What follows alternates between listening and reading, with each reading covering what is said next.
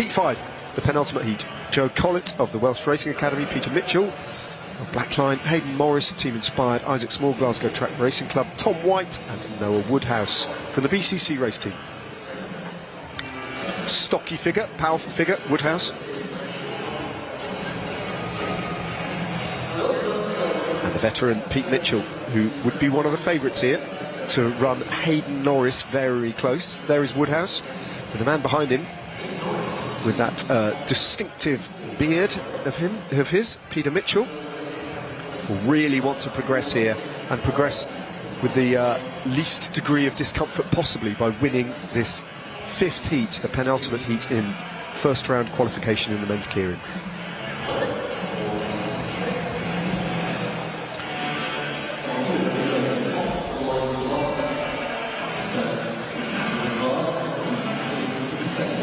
I think probably Norris and Mitchell the favourites from this particular heat, but we've seen a few upsets already, so very hard to predict the outcome here. Hayden Norris both in action in the team sprint competition and both taking the responsibility of being man 3 and riding the last lap in their respective teams.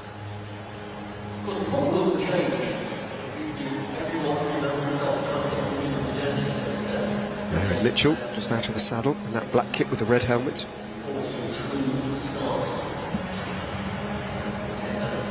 Last year's national sprint champion. And there's Hayden Norris. Derny starting the riders off at around 30 kilometres an hour and really slowly building that speed up to 50 kilometres an hour when it does leave the track. So we can see just much slower speeds than we used to see. Riders just tucking in, but making sure as we get closer and closer to the derny pulling off that they're looking round, seeing the movement of the riders behind them.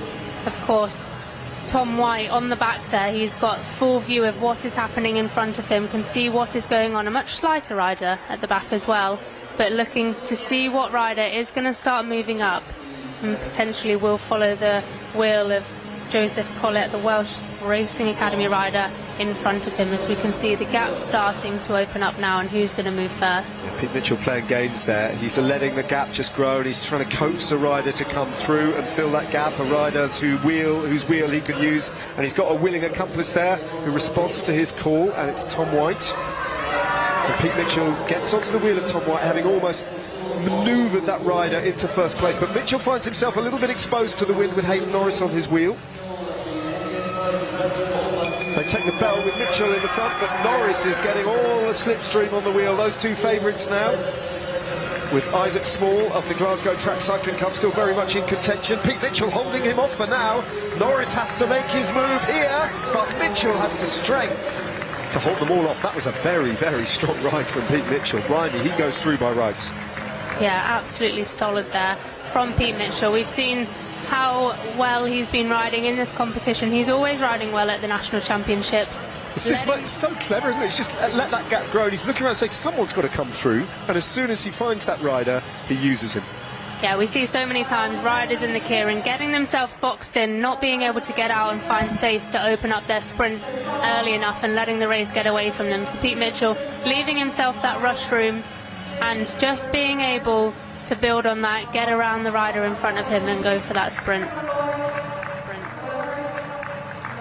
So just leaving the actual boards down into what is known as the Côte d'Azur, the light blue strip, just at the bottom of the track. Obviously you can't be using that. And he'll be kicking himself about that. Such a easy thing to do when you're at those speeds and you're pushing to the limit, but something that obviously gets you relegated and missing out now on going through to the next round. Well, the last two heats, we've had the winner disqualified. What's going to happen this time around? Christian Larigo just strapping in. He's up against Lyle Craig of Team Inspired.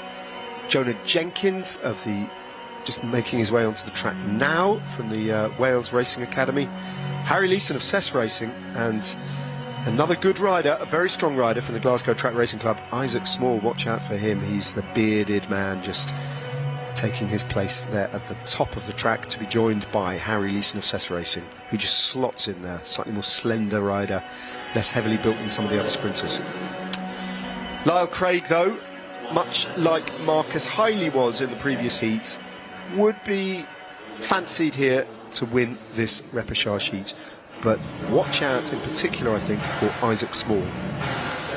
Be interesting to keep an eye as well on young Christian Larigo in the BCC race team colours, who decided to go very early, 2.5 laps out last time, and it backfired slightly on him. He's the rider at the bottom of the track, just leading them all off the line now. Just taking position here behind the derny, starting at around 30 kilometres an hour, although it does look slower than that, and building up slowly. Building the speed up, leaving the track with 3 laps to go, where the riders start to race, start to move position, and tactics really come into play. But before that, the riders having to keep an eye on what's going around. We'll see them constantly looking around, making sure there's no movement happening without them knowing. Jonah Jenkins as well is one to keep your eye on in the red kit, the black helmet, the Welshman.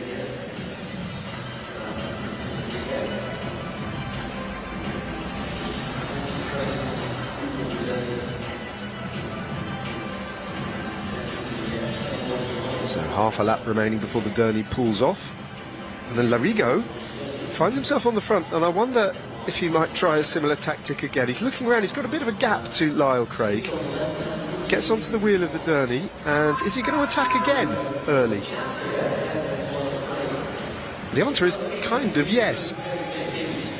Well, that teases out a response from the Welshman Jonah Jenkins. Gets onto the wheel of Larigo, who wasn't totally committed. He's also found himself unwillingly in that position as Jenkins comes round him, though, with 2 laps to go. Larigo now potentially trying to hold off Jonah Jenkins, but this is all maybe to the advantage of Lyle Craig, who's sitting in the slipstream of both those 2 riders. Fighting for room, though, on the inside. Boxed in slightly. Larigo on the front. Good ride from Christian Larigo, but he finds Lyle Craig now alongside him, passing him, pulling away. And Craig, that all worked out perfectly for Lyle Craig. That just panned out beautifully for him, and he took full advantage of it. Yeah, he did. Larigo holding Jenkins on the hip, so he was never able to get around him. Kept up above the red line, having to go the longer way around. Craig, seeing that move from Jenkins, getting on his wheel, being towed up, and he was just sat there really sheltered. He was able to find a way out, and then Jenkins just dying off, and Craig able to get over the top of Larigo. He got an armchair ride in many ways, didn't he, Lyle Craig, to this point where he could come out from the slipstream of a tiring Larigo after Jenkins had basically exploded, and from that moment on it was never in doubt. So Lyle Craig getting the job done. I don't think the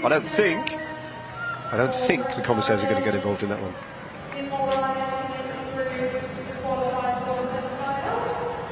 To remain 2 more.